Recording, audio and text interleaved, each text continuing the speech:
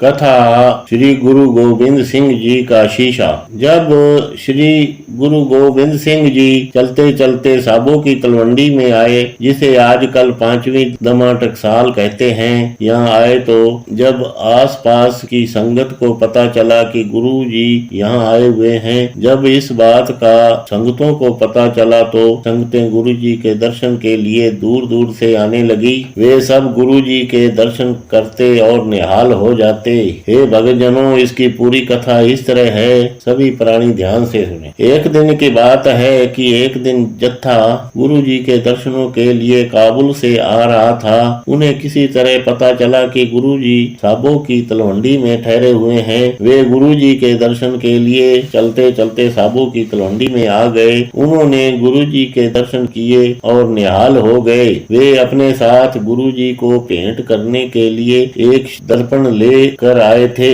वे सोचते थे कि गुरु जी इस शीशे से अपनी दस्तार सजाया करेंगे और साथ ही हमारी भी हाजिरी लग जाएगी। यह उनके मन की इच्छा थी। गुरु जी के दर्शन के बाद उन्होंने वह शीशा गुरु जी को भेंट किया। सतगुरु जी ने उस शीशे को अपने हाथों से खोला और वे उस दर्पण को देखकर बहुत खुशी हुए। जो इतनी दूर से भेंट लेकर आए थे, उनकी भावनाओं पर भी खुश हुए। साथ ही गुरु गोविंद सिंह जी ने उस पर कृपा की और वचन किया कि संगत जी, जितने दिन हम इस स्थान पर रहेंगे, इस शीशे के आगे खड़े होकर अपनी दस्तार सजाएंगे, परंतु आपने जिस प्रेम से यह शीशा भेंट किया है, उसको हम व्यर्थ नहीं जाने देंगे। इसलिए इस शीशे की हाजिरी सदा के लिए बनी रहेगी।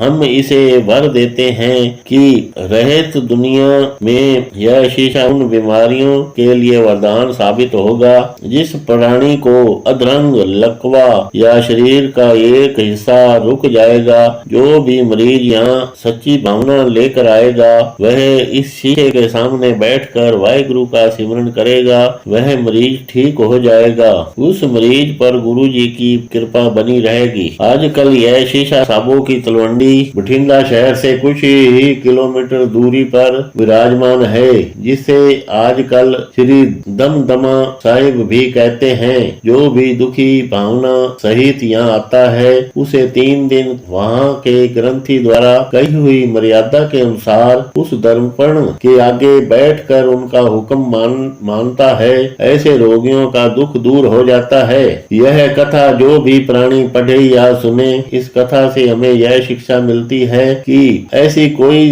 ताकत उस शीशे में नहीं है। यह गुरुमुखों के कहे वचनों के अनुसार आज भी वहाँ दुखियों के दुख दूर कर रहे हैं और मरीज ठीक हो रहे हैं और मरीज ठीक होकर अपने घर जा रहे हैं। वह